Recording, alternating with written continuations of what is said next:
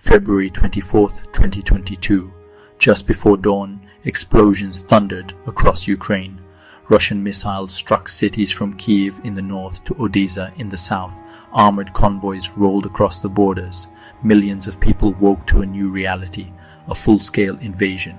It was the largest war in Europe since World War II, a war that would not only decide the fate of Ukraine, but also redraw the security map of the entire continent.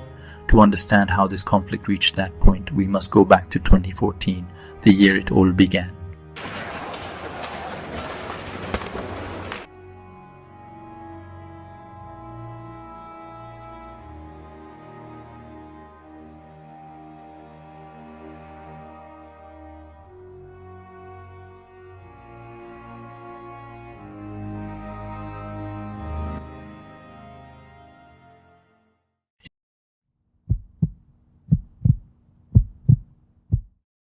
In 2014, Ukraine faced political upheaval. After months of protests, Ukraine's government shifted closer to Europe. Soon after, Russian troops moved into Crimea, taking control of the peninsula. That same year, armed groups supported by Moscow rose up in the Donbas region. In the provinces of Donetsk and Luhansk, the Ukrainian army fought to retake the area. What followed was a grinding war along the Eastern Front. By the end of 2014, thousands had been killed. Peace agreements were signed in Minsk, but the fighting never stopped. For 8 years, the Donbas remained a low-level war zone, villages divided by trenches, artillery fire echoing across fields, and civilians caught in the middle. In early 2022, Russian forces gathered on Ukraine's borders, more than 150,000 troops. Leaders around the world called for peace. Ukraine prepared for the worst. On February 24th, Russia attacked. From the north, Russian columns advanced toward Kiev.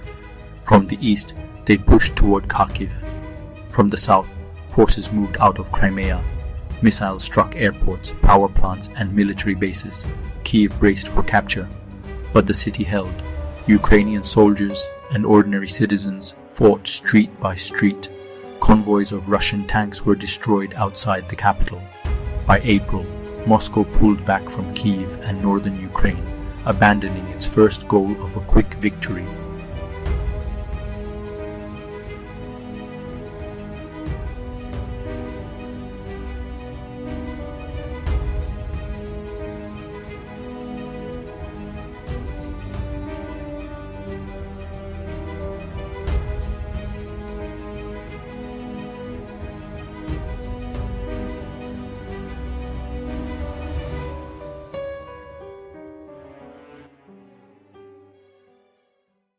The war now centered on the east and south.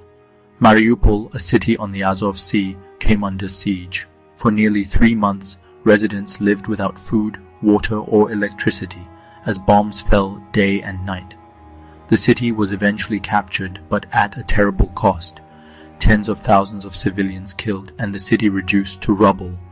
Russia advanced through Luhansk and Donetsk, gaining control of most of Luhansk by summer. But later in the year, Ukraine launched powerful counterattacks. In the Kharkiv region, Ukrainian forces broke through Russian lines in September, retaking thousands of square kilometers in just days. In November, Ukraine liberated the city of Kherson in the south, forcing Russia to withdraw across the Dnipro River. The war had entered a new phase, one of shifting momentum and rising destruction. By 2023, the fighting slowed. Russia built vast defensive lines, trenches, bunkers, and minefields stretching for hundreds of kilometers. Ukraine tried to break through with Western-supplied tanks and weapons, but progress was measured in meters, not miles. Artillery duels dominated the battlefield. Drones became one of the most important weapons used for surveillance, bombing, and long-range strikes. Meanwhile, civilian life grew harder. Russian missile strikes targeted Ukraine's power grid. In the winter of 2023, millions lived without heat or electricity for days at a time. By the end of 2024, the war had become a stalemate. Neither side could deliver a decisive blow. Both armies suffered enormous losses, and the front lines barely moved. In early 2025, Russia launched a new offensive in Ukraine's northeast. In the Sumy region, villages such as Novenke and Basivka fell after heavy battles. By June, Russian forces captured the town of Kostiantynivka, bringing them closer to the city of Sumy itself. At the same time, fighting escalated near Kupiansk in Kharkiv region. Russian forces crossed the Oskil River and moved into parts of the city, threatening supply routes that Ukraine depended on. These attacks marked Russia's biggest territorial gains in months. Though at high cost, Ukraine continued to resist, launching counterstrikes and using drones to target supply lines. By 2025, drones and missiles reshaped the war. Ukraine used long-range drones to strike deep inside Russia, hitting oil refineries and depots. These attacks disrupted around 13% of Russia's fuel production, causing shortages and long queues at gas stations. In return, Russia launched waves of missile and drone strikes against Ukrainian cities.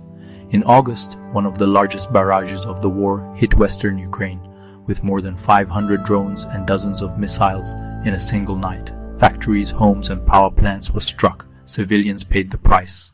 The human suffering has been immense. Millions of Ukrainians fled their homes.